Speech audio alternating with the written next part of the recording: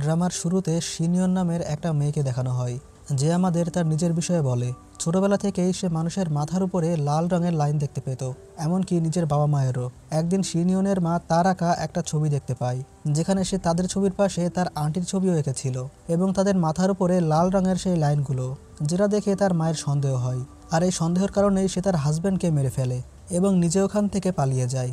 এরপরে শিনিয়ন বুঝতে পারে তার এই রেড লাইট জানার বিষয়টা এতটাই ভয়ঙ্কর যা মানুষের জীবনও নিতে পারে। তাই সে এরপর থেকে নিজের মুখ বন্ধ রাখার সিদ্ধান্ত নেয়। বেশিরভাগ সময় সে ঘরের ভিতরেই থাকতো। এর মধ্যে অনেকবারই সে ডিপ্রেসড হয়ে সুইসাইড করারও চেষ্টা করেছিল, কিন্তু আশ্চর্যজনকভাবে সে বারবারই বেঁচে যেত। এমনকি সে যখন নিজের হাতের শিরা কেটে সুইসাইড করার চেষ্টা করত, তখনও তার ক্ষতগুলো নিজে নিজেই হেল হয়ে যেত। তো যাই হোক, এরপরে বর্তমানের দৃশ্য দেখানো হয়। শিনিয়ন জানালা খুলে বাইরে তাকাতেই দেখে কেউ একজন একটা মেয়েকে তার গাড়িতে উঠতে বলছে, যার মাথার উপরে অজস্র রেড লাইন রয়েছে। অন্যদিকে আর একটা মহিলা তার সামনে বসে স্মোকিং করছিল। শিনিয়ন তাকে দেখে জানালা বন্ধ করে দেয়। অন্য সিনে দেখা যায় সেই মহিলাটি কয়েকটা ফল নিয়ে শিনিয়নের বাসায় এসেছে। সে আসলে এখানে নতুন এসেছে, এখানে সে তার সাথে পরিচিত হওয়ার জন্য এসেছিল।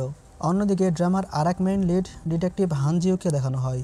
আজকে সে অনেক দেরি করে আসায় তার এক কলিগ থেকে এর কারণ জিজ্ঞেস করে। সে বলে তার ভাতিজার প্রতি সে দায়িত্ব পালন করছিল, যে একটু বেপরোয়া টাইপের, তবে তার কিছুই করার নেই। সে ছাড়া এই পৃথিবীতে তার আর কেউ নেই। তখন এক মহিলা কলিগ তাকে বলে, তোমার যখন বিয়ে হয়ে যাবে তখন সে কি করবে? যেটা শুনে সে একটা মুচকি হাসি দেয়। আসলে এই মহিলাটির সাথে হানজিউকের একটা সম্পর্ক রয়েছে, তবে সেটা প্রেমের সম্পর্ক নয়। মানে এক কথায় সে একটু প্লেবয় টাইপের। এদিকে হানজিউকের ভাতিজা ক্যাংসোনাকে তার স্কুলের কয়েকটা মেয়ে মিলে মারধর করছিল, যার লিডার ছিল কিম হেইয়ুং, কারণ তারা তাকে টাকা আনতে বলেছিল, যেটা সে আনেনি। অন্যদিকে শিনিয়ন ঘরে বসে টিভি দেখছিল। তখন সে দেখে টিভিতে একটি মার্ডারের রিপোর্ট করা হচ্ছে।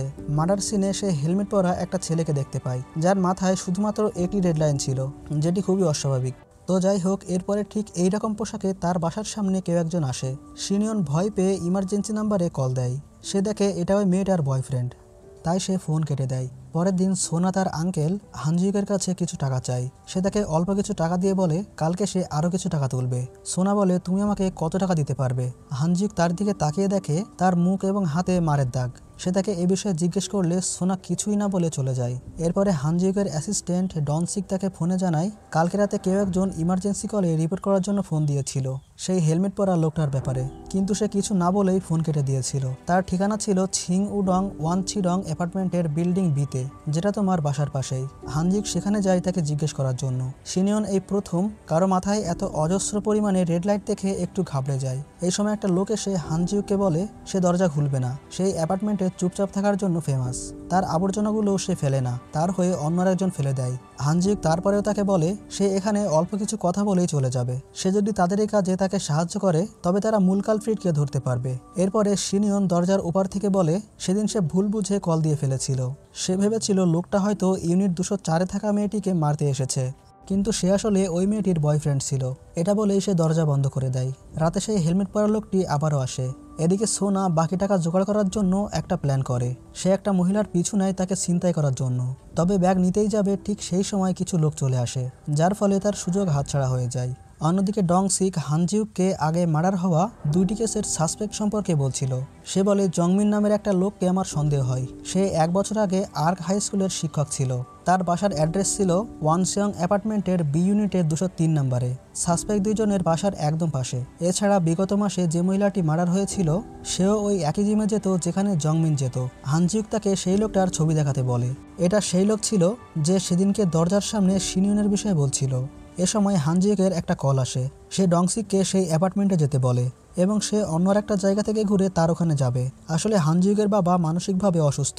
তার বাবার এই অসুস্থতার পিছনেও একটা কারণ রয়েছে, যেটা আমরা পরে জানতে পারবো।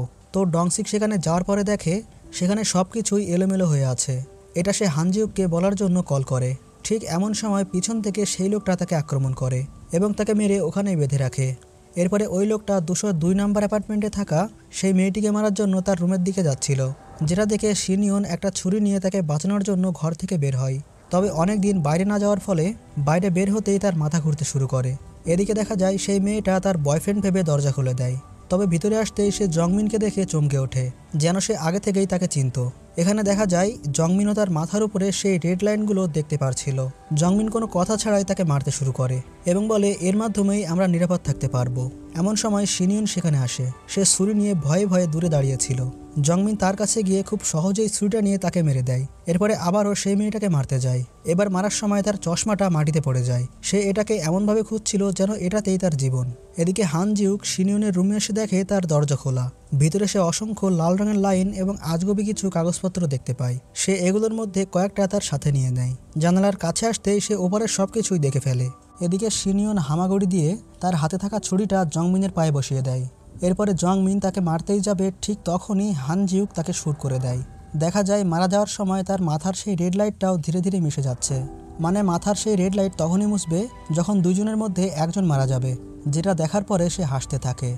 এরপরে লাশ নিয়ে যাওয়ার সময় দেখা যায় শিনিয়ন একদম সুস্থ, কারণ তার ক্ষত খুব দ্রুত হেল হয়ে যায়। শিনিয়ন ভাবছিল জংমিন মারা যাওয়ার সময় বারবারই লাইন লাইন বলছিল, এর অর্থ সেও হয়তো রেড লাইন দেখতে পায়। হয়তো এটা তার ওই চশমার কারণে, যে কারণে সে তখন চশমাটা ওইভাবে খুঁজছিল।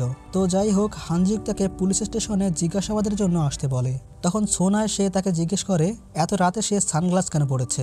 উত্তরে সে কিছুই বলে না। পরে বাসায় এসে হান জিউক তাকে জিজ্ঞেস করে তুমি ওই মেয়েটাকে কিভাবে চিনো। উত্তরে সিওনা বলে সে তার মাধ্যমিক স্কুলের ক্লাসমেট। ছোটবেলায় তার মা তার বাবাকে হত্যা করেছিল এবং নিজে পালিয়ে গিয়েছিল। এদিকে শিনিয়ন একা একা বসে ভাবছিল এই এসলাইন জানার মাধ্যমে সে ইচ্ছা করলে জীবনও বাঁচাতে পারে। এমন সময় তার ফোনে ব্লক নাম্বার থেকে একটা মেসেজ আসে, যাতে লেখা ছিল তুমি পৃথিবীর যেখানেই থাকো না কেন আমি তোমাকে খুঁজে বের করব, তাই ভালো হবে তুমি স্কুলে চলে এসো।